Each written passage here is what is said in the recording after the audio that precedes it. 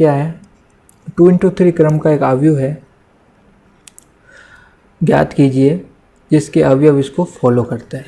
Find the matrix Aij order of 2 into 3 whose elements, ये है, इस प्रकार है, बिल्कुल आसान। इस बार देखो ये आपका जो मैट्रिक्स है वो 2 into 3 का मैट्रिक्स है, इसका मतलब m की वैल्यू 2 है और n की वैल्यू कितनी है 3। तो अब देखना m की वैल्यू 2, n की वैल्यू 3, तो 2 मैक्सिमम है तो 1 और 2 तक लिख सकते हैं इसको, और 3 मैक्सिमम है तो 1 2 3 लिख सकते हैं। तो एलिमेंट क्या बनेंगे इसके, देखो इस 1 को शुरू करना है तीनों के साथ, तो 1 को 1 के साथ तो A11, 1 को 2 के साथ तो A12, 1 को 3 के साथ तो A13 और 2। देखो यहाँ पे टोटल रो है, m रिप्रेजेंट करेगा पंक्तियों को, तो 2 पंक्तियाँ हैं, और n रिप्रेजेंट करेगा कॉलम को, तो यहाँ पे 3 कॉलम है। तो यहाँ पे देखो ये एक पंक्ति तो हो गई, दूसरी पंक्ति ये 2 1 के साथ जाएगा तो 2 1, 2 2 के साथ जाएगा 2 2, 2 3 के साथ जाएगा तो 2 3। तो यहाँ पे देखो ऑटोमेटिक फॉलो कर रहा है, 2 तो पंक्तियाँ हैं और 3 क्या है, यहाँ पे कॉलम है, स्तंभ है। तो अब निकालते हैं सबसे पहला एलिमेंट A11, i भी 1 पुट करना है और j भी क्या करना है 1 पुट करना है, और किस में 1/2 मॉड 2i माइनस 3j। तो मैं एक पहले बता दूं आपको कि यहाँ पे इसको मॉड बोलते हैं, और मॉड का मतलब होता है कि प्लस में ही लेना है, यहाँ पे इसको ये वैल्यू जो कुछ अंदर आएगी उसको प्लस में लेना है। तो फटाफट देखो यहाँ पे क्या हो जाएगा 1/2 मॉड 2 1 माइनस 3 1, तो A11 आ जाएगा यहाँ पे। देखो अंदर हो गया 2, देखो ये 2 और ये 3, 2 माइनस 3 होता है -1, लेकिन मॉड लगा हुआ है इसलिए ये प्लस का ही आएगा 1, तो आंसर आ जाएगा 1/2। A11 की वैल्यू आ गई। अब निकालते A12 की वैल्यू, देखो ये मॉड लगा हुआ -1 अंदर आया, ये मॉड लगा हुआ है तो बाहर आएगा प्लस का 1, मॉड हटके प्लस का 1, और प्लस का 1 मल्टीप्लाई होगा 1/2 से।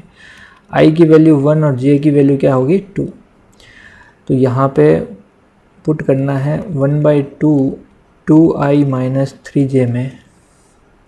तो जैसे ही पुट किया तो अपना A12 आ गया 1/2 मॉड 2, i की जगह 1 और j की जगह 2।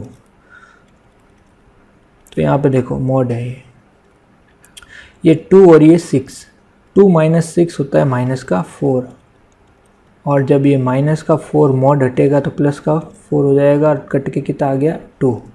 तो दूसरी वैल्यू क्या आ गई अपने पास 2 आ गई। ओके, अब आगे बढ़ते हैं। फिर अगला कौन सा, देखो हमने 1 1 कंप्लीट कर दिया, 1 2 कंप्लीट कर दिया, अगला है 1 3। A13 इसका मतलब i रखना है 1, j रखना है 3, रखते हैं मॉड माइनस 3j, ये मॉड है, ठीक है। तो जैसे ही पुट करेंगे तो 1/2 2 1 माइनस 3 3। अब देखना A13 की वैल्यू क्या आ गई, देखो ये 2 है और ये 3 3 या 9 है, तो 2 माइनस 9 इसका मतलब माइनस का 7 आएगा, और मॉड हटाएंगे तो प्लस का 7 आएगा, तो आंसर हो जाएगा यहाँ पे 7/2। तो ये भी निकल गया। अब अगला है A21, i की वैल्यू 2, j की वैल्यू 1, तो यहाँ पे जैसे ही रखूँगा मैं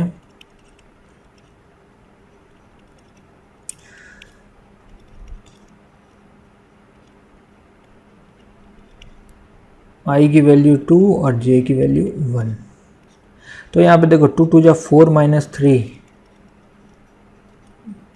प्लस का 1, तो मॉड के अंदर प्लस का 1 है तो कोई फर्क नहीं पड़ेगा, आंसर 1/2 हो जाएगा।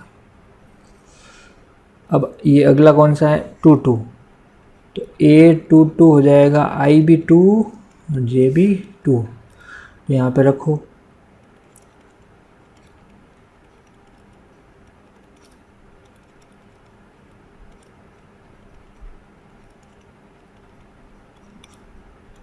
अब देखो यहाँ पे 2 2 जा 4, 3 2 जा 6, तो यहाँ पे अंदर आएगा -2, लेकिन मॉड है हटेगा तो आ जाएगा +2।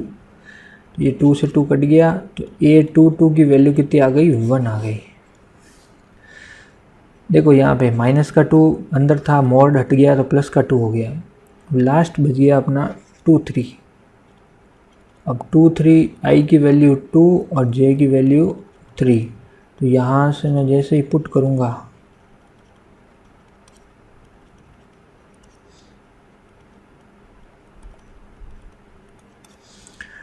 तो देखो यहाँ पे अब अंदर मैं सीधा लिख देता हूँ 2 2 जा 4, 3 3 जा 9, 4 - 9 होता है आपका -5। अब ये मॉड हटेगा तो +5 हो जाएगा और आंसर हो जाएगा 5/2। तो अपना AIJ जो मैट्रिक्स होगी वो क्या आ गई, A11 है 1/2, A12 है 2, A13 है 7/2, A21 है 1/2, A22 है 1, A23 है 5/2। तो ये हो गया अपना फाइनल आंसर। आगे बढ़ते हैं, question number 7, second last question. यहाँ पे क्या दे रखा है कि ये मैट्रिक्स आपस में क्या है, सिमिलर है, तो A और B की वैल्यू बताओ। आपको पता है कि जब मैट्रिक्स A और मैट्रिक्स B आपस में इक्वल होती है तो उनके रेस्पेक्टिव संगत अवयव आपस में क्या होते हैं, रेस्पेक्टिव एलिमेंट, करेस्पॉन्डिंग एलिमेंट, संगत अवयव बराबर होते हैं ना। तो यहाँ पे देखो क्या हो जाएगा, मतलब इसका मतलब यहाँ पे ये जो 6 है वो किसके बराबर होगा, A + B के बराबर होगा। तो A + B किसके बराबर है, 6 के, पहली चीज़। फिर 2 2 के बराबर कोई काम का नहीं है, 7 7 बराबर काम का नहीं है। AB बराबर है 8 के, ये काम का है, AB बराबर है 8 के। फिर बाकी 3 -3 -3 -4 इतनी सी इन्फॉर्मेशन अपन को मिली है। तो यहाँ पे A और B की वैल्यू बतानी है अपन को, find value of A and B। ठीक है, क्वेश्चन ऐसा है कि दोनों सिमिलर है, A और B की वैल्यू बताओ। तो दो इक्वेशन, दो अननोन निकल जाएगी, A की वैल्यू, A और B की वैल्यू। कैसे, आपको पता होगा कि अगर मैं A - B का होल स्क्वायर करूं तो वो होता है A² + B² - 2AB। यहाँ पे अगर मैं +2AB करूं और माइनस का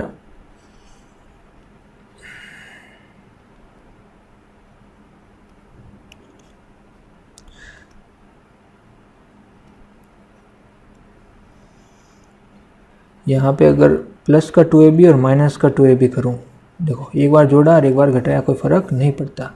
इसको वापस ऐसे अरेंज करूँ एक बार, और ये +2AB को इसके साथ लिखूँ एक बार, और ये -2AB और -2AB को जोड़ के लिख दूँ एक बार, -4AB, ऐसा लिख दिया। अब ये तो A + B का होल स्क्वायर होता है, पूरे को एक बार में A + B का होल स्क्वायर लिख सकता हूँ, और साथ में -4AB पड़ा ही है, तो एक रिलेशन होता है। ये कुछ नहीं किया, स्क्वायर किया था, फिर +2AB -2AB किया, +2AB इसके साथ रखा और -2AB को जोड़ के अलग से रख दिया। अब यहाँ पे जिसकी वैल्यू पता है वो रख दो। A + B की वैल्यू पता है 6, उसका क्या करना है, स्क्वायर। 4AB की वैल्यू पता है 8, यहाँ पे हो जाएगा 36 - 32, तो ये हो जाएगा 4। तो ये A - B का होल स्क्वायर की वैल्यू है 4, तो A - B हो जाएगा, इधर से स्क्वायर हटाएंगे तो उधर स्क्वायर रूट लग जाएगा, तो आंसर आएगा +-2। याद रखना +-2 आएगा, ठीक है। तो अब सुनना, अब मैं क्या कह रहा हूँ कि एक बार A + B 6 है और एक बार A - B को एक बार मैं 2 लेता हूँ प्लस का,